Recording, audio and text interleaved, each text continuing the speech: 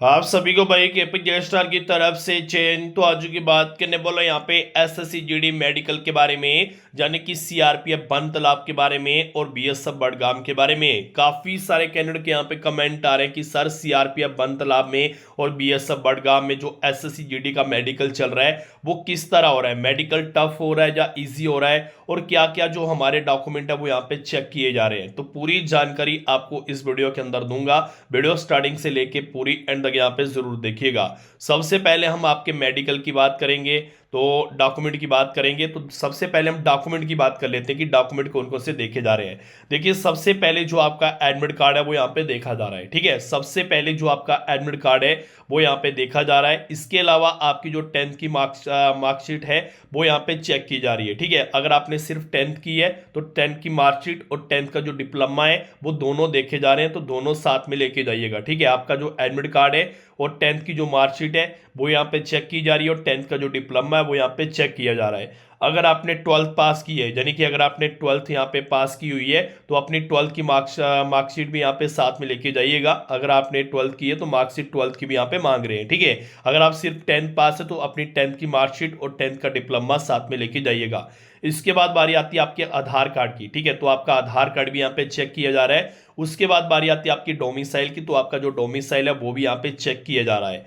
और इसके अलावा मैं आपको बता दूं, अगर आपने एनसीसी की हुई है, अगर आपके पास एनसीसी ए है या बी है या सी है, तीनों में से कोई भी है, या दो है या तीनों है, तो अपना एनसीसी का जो सर्टिफिकेट है वो भी साथ में लेके जाइएगा।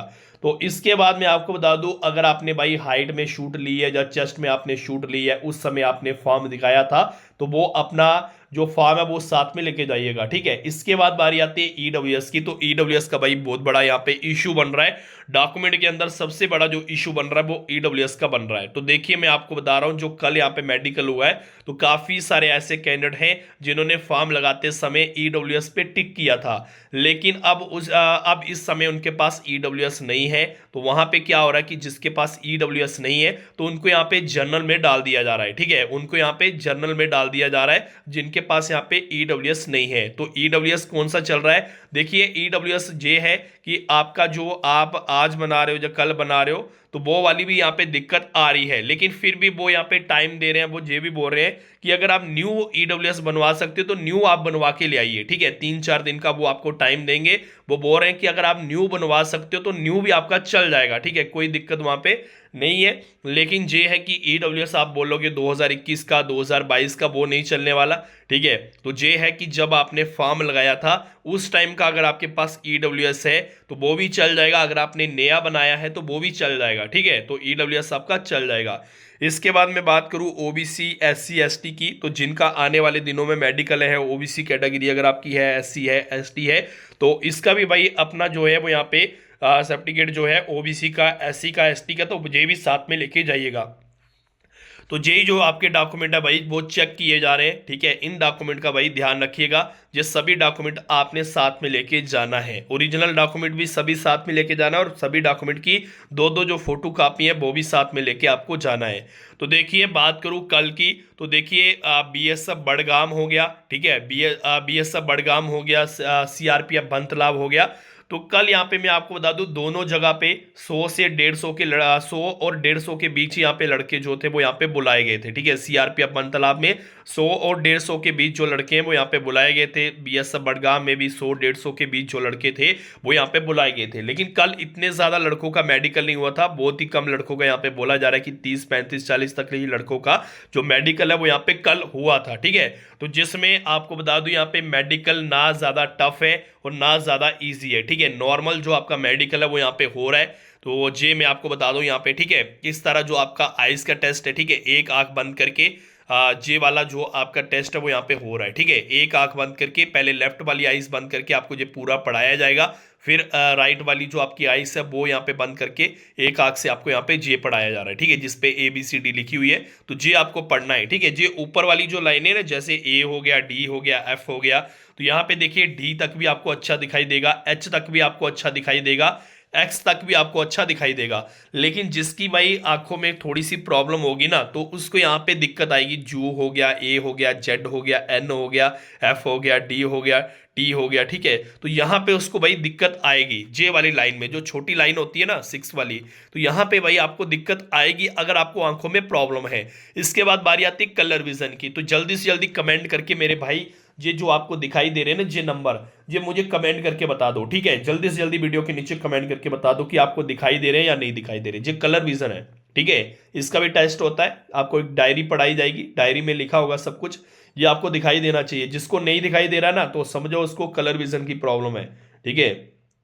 ये देख लीजिए, ये देखिए ये कलर विजन है भाई। मुझे भी भाई कलर विजन की प्रॉब्लम है, ठीक है। आपके केपी जे स्टार को मुझे भी भाई कलर विजन की ही प्रॉब्लम है। तो आपको बता दूं, आप खुद भाई रीड कर लीजिए क्या क्या लिखा है, मुझे वीडियो के नीचे कमेंट करके आपने बताना है। ये देख लीजिए, इस तरह जो आपका मेडिकल है ना भाई वो चल रहा है, ठीक है।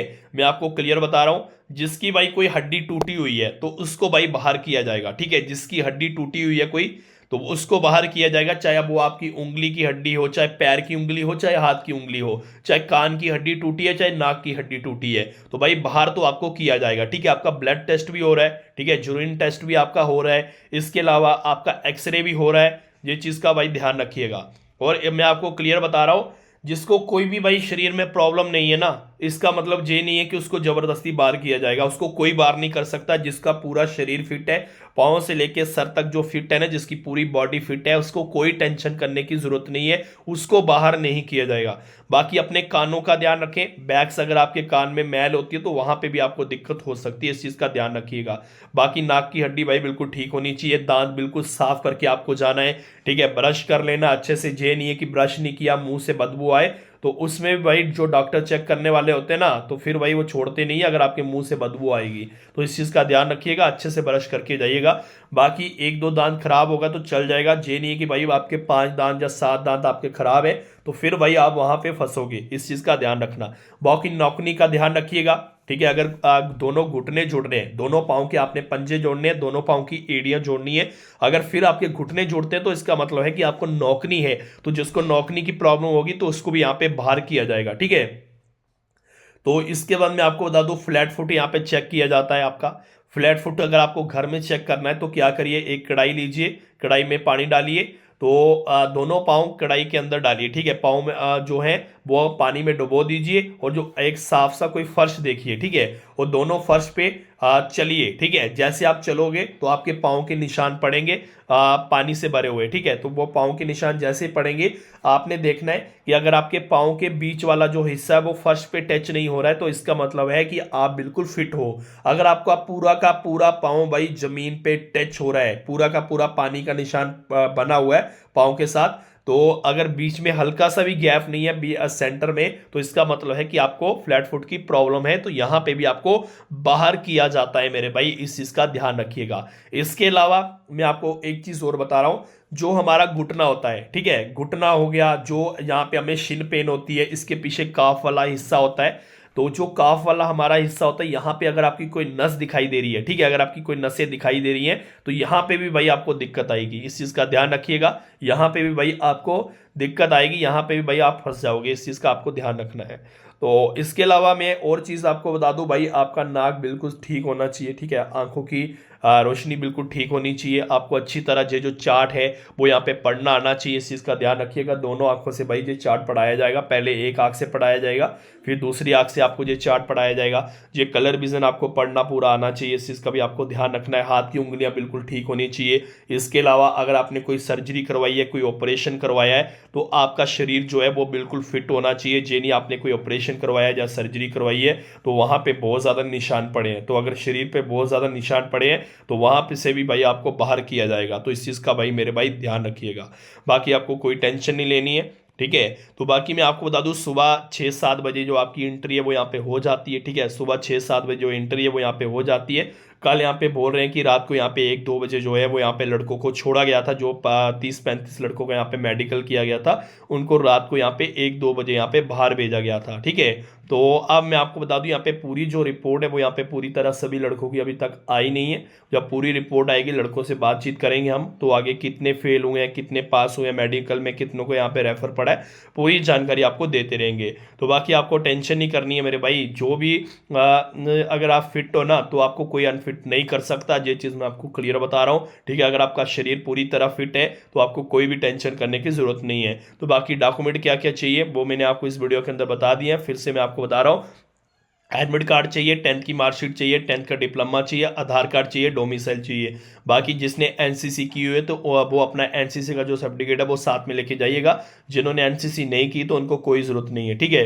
12th की जो मार्कशीट है वो यहाँ पे लेके जाइएगा, एनएक्सल लेके जाइएगा, ठीक है। ईडब्ल्यूएस लेके जाइएगा। इसके अलावा ओबीसी एससी एसटी का जब मेडिकल होगा इनका, तो वो अपनी कैटेगरी साथ में लेके जाइएगा, इस चीज़ का ध्यान रखिएगा। तो बाकी आज की वीडियो के अंदर इतना ही, मिलूंगा जल्दी एक नई वीडियो के साथ, नई अपडेट के साथ। तब तक जय हिंद, जय भारत।